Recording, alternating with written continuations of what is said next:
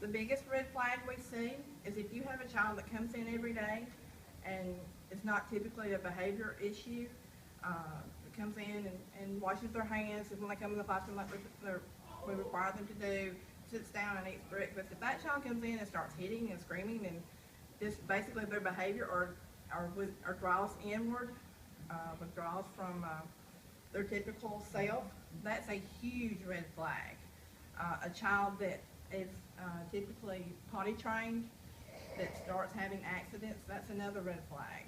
It could either be a health issue, it could be, or it could be a sign of they're being abused sexually. Any kind of, look for the obvious, the marks, bruises, handprints, things like that, scars on the child. But also, the best place to learn what's going on in a kid's house is to hang out at the role play center. You want to hear what mommy and daddy's saying, what mommy and daddy's involved in? Hang out over there, and then you'll know. See how they play with each other. If you have little Johnny that starts to hit little Susie, then there's some, there could be something going on, and that should be It is so common because when I go into a classroom and if I have to speak, or even the heroes that I know, they want to let somebody know in some sort of subtle way, help me. And you're looking for that lifesaver being thrown out. And most of the time, they're not going to throw it to their parents. They're going to throw it to a friend. They're going to throw it to some confidant or something like that, that they just feel like they could just tell, and they test the waters, and they say things very subtly. They say things like, I wish I wasn't treated so badly, or something like that, but maybe that's okay. They say things and they back off of it, and it's just listen and watch them. Watch a smile that's not really a smile.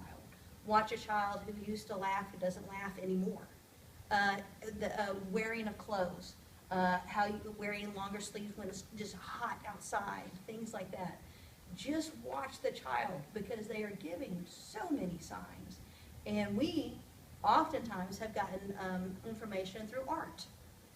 So, and a lot of times, and it's a I didn't say anything, I just drew the picture kind of thing, and you just pay attention because they truly are just wanting someone to say, you're gonna survive, and you're not alone. Child, whatever their environment is, they think that's normal, in most cases. Whether it's right or wrong, I think if a child knows a lot about sex and is 6 years old, that's a sign.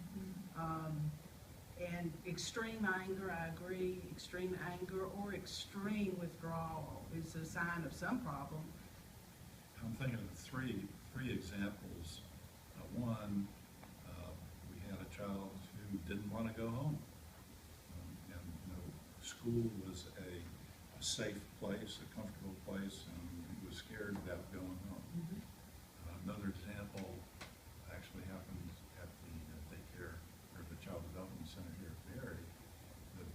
In the artwork, had the child draw a picture of his house and the people who lived in this house, and he drew a picture of his dad.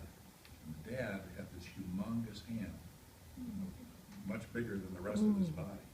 And when I asked him, well, how come that hand's so big? He said, because my dad hits me with it. So through artwork, you frequently see that.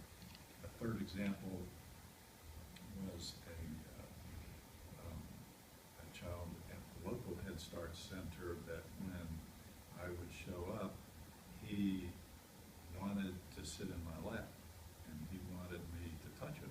And so, that was kind of a sign that there was some kind of sexual abuse that was occurring. So, just paying attention to what you would expect normal behavior, whatever normal is, but unusual behavior, unusual outbursts of emotions. A lot of times through play and artwork it comes out.